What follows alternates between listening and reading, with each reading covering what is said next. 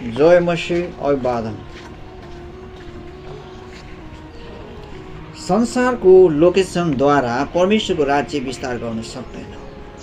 यो चाहिँ निरन्तर परमेश्वरको राज्य चाहिँ निरन्तर खोला बगी जसरी बगिरहन्छ। अभावमा, दरिद्रतामा, सबै परिस्थितिमा मैले कडा परिश्रम गरेको छु, किनकि म क्रिस्टको एउटा कैदी जस्तै हो। म चोरको कैदी होइन, क्रिस्टको कैदी पनि हो, किनकि परमेश्वरले मलाई नम्रतामा यी सबै फाउन्डेसनमा जान दिनुभएको छ। उहाँलाई म धन्यवाद दिन्छु। परमेश्वरले संसारलाई दोषी ठहराउन आफ्नो पुत्र दिनुभएको छैन, संसार उहाँद्वारा बाँचोस् भन्ने उद्देश्यमा।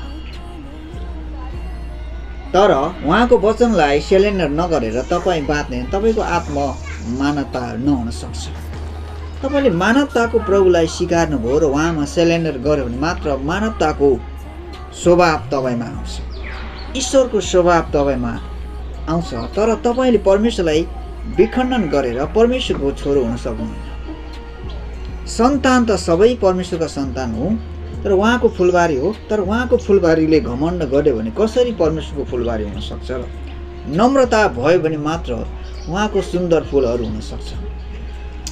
यो चाहिँ परमेश्वरले संसारलाई प्रेम गर्नुभएको कारण।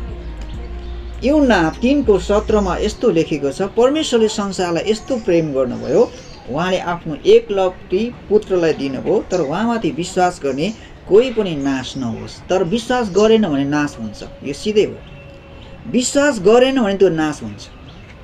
विश्वास गर्यो भने चाहिँ बचाउने छ, विश्वास गरेन भने बाँच्ने छैन, त्यसको आत्मा मर्छ।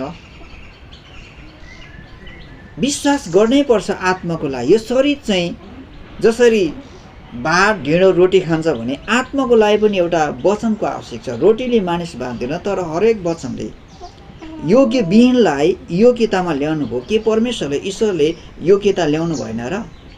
काम नलाग्नेलाई काम लाग्नै पर्नुभयो। समाजले फालेको बिल्ला हानेको लागि योग्यतामा ल्याउनु भयो। के उहाँलाई धन्यवाद दिनु पर्दैन र? यी सबै दिए परमेश्वरले दिनुभएको अधिकारलाई सदुपयोग गरेर जाने हो।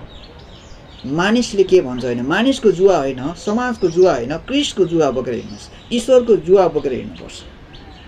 समाजको जुवा बोकेर परमेश्वरको राज्यमा पुग्दैन, धर्मको जुवा बोकेर परमेश्वरको राज्यमा पुग्दैन। एउटा धार्मिक छ, एउटा धर्म छ, एउटा जीवन छ। परमेश्वर चाहिँ इजरायल चाहिँ घमण्डी भयो धर्मको कारणले। म मात्रै पवित्र छु,